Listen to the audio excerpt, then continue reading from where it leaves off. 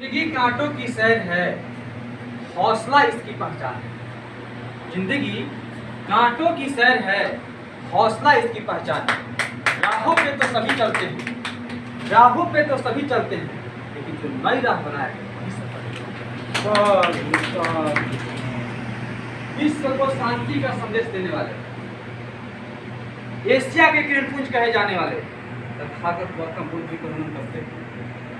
ऐसा चाहूं राज में जहां सबन को मिले अन्न, ऊंच नीच का भेद नहीं, रैदास रहे प्रसन्न। जैसे समानता का भाव देने वाले संत शिरोमणि रविदास जी को नमन करते हैं। जाति ना पूछो साधु की, पूछ लीजिए ज्ञान, और मोल करो तलवार की, बड़ी रखने दो ज्ञान। जैसे समानता का भाव देने वाले संत कबीर साहब को नमन करते हुए, बहरों को कान देने वाले, गूंगों को जुबान देने वाले, लंगड़ों को टांग देने वाले, गांधी को जीवन दान देने वाले, भारत को संविधान देने वाले, विश्व रत्न, बोधिसत्व, symbol of knowledge, Columbia University topper, 50 सदी पुस्तकों के लेखक, 32 डिग्रीधारी, 9 भाषा ज्ञाता, 14 तालाब आंदोलन के द्वारा पानी पीने का अधिकार देने वाले, भारत के प्रथम कानून मंत्री, आरक्षण दाता, भारत के महिलाओं के लिए हिंदू कोड बिल बना करके महिलाओं को देने वाले महामानव बाबा साहब डॉक्टर अम्बेडकर को नमन करते हैं।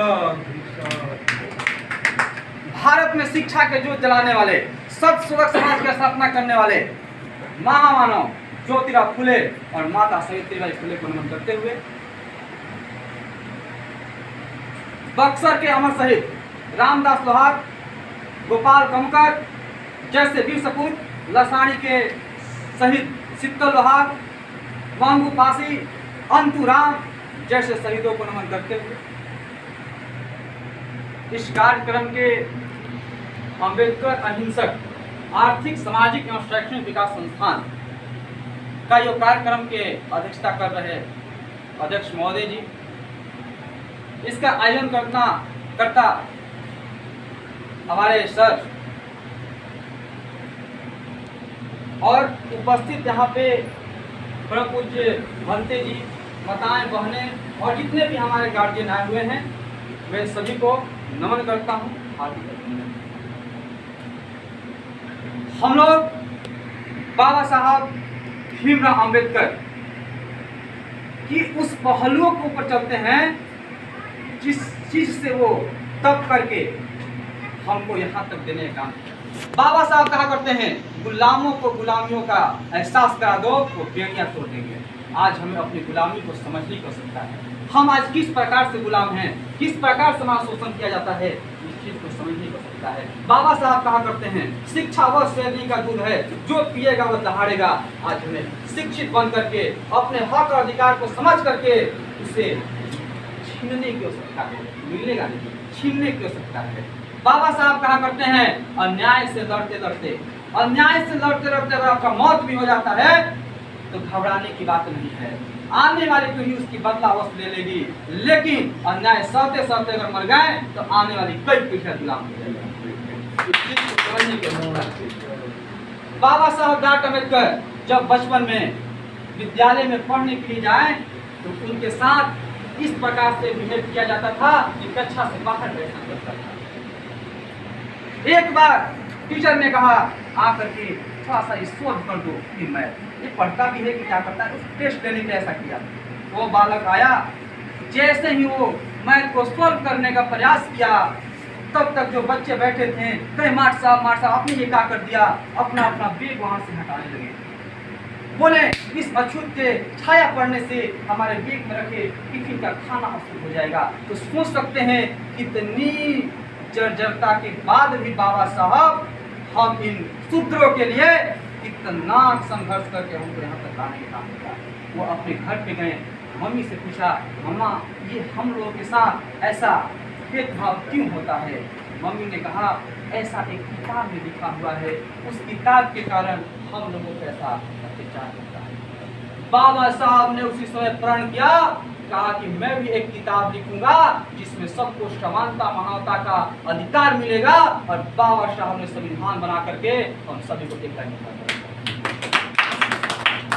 बाबा साहब अगर नहीं होते हमें वोट देने का अधिकार नहीं मिल पाता। इस चीज को समझने की आवश्यकता है।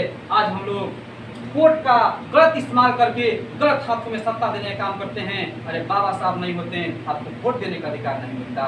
जब अंग्रेज ने यहाँ वोट देने का अधिकार का प्रस्ताव पास किया, तब जाकर के यहाँ के जो कांग्रेस नेता थे, उसमें जाकर उन्होंने कहा अगर आप इस देश में वोट देना का अधिकार देना चाहते हैं तो केवल 3 व्यक्ति को।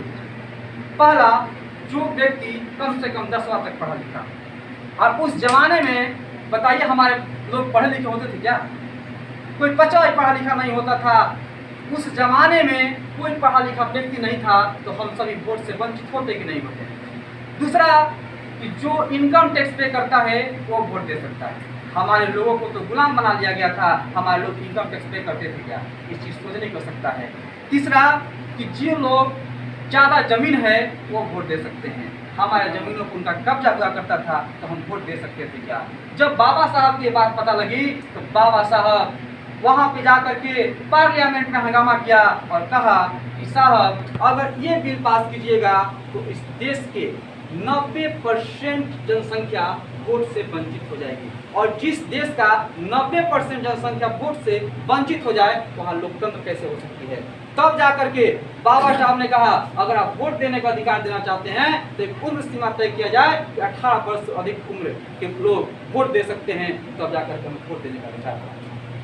इस चीज को समझ नहीं कर सकता है।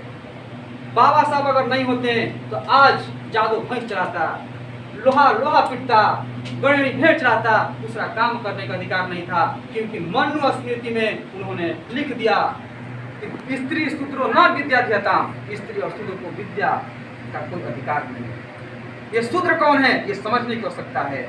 और जिस दिन हम लोग इस चीज का समझ गए कि हम लोगों को किस प्रकार से वर्ण व्यवस्था बना करके शूद्र बना करके 6743 जातियों में बांटने का काम किया गया, उस दिन हम लोग का आंख खुल जाएगा और हम लोग उनके चालों को समझते हुए फिर से एक होने की दिशा में कार्य कर सकते हैं।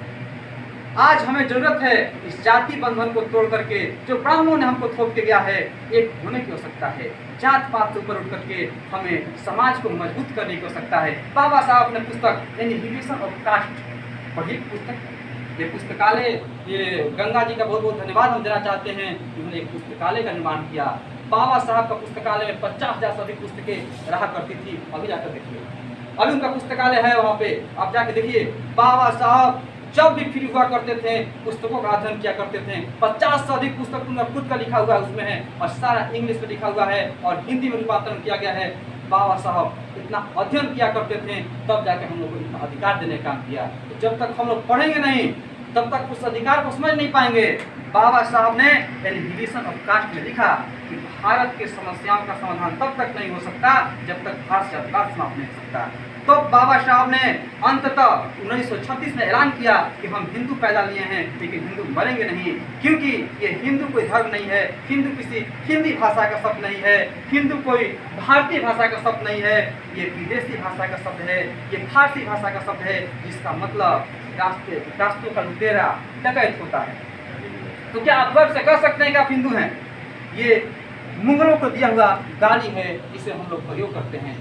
भारत शुरू से ही बौद्धिस्ट था, शुरू से ही बौद्धिसत्व था और आज में फिर से बुद्धत्व की ओर लौटने की आवश्यकता है।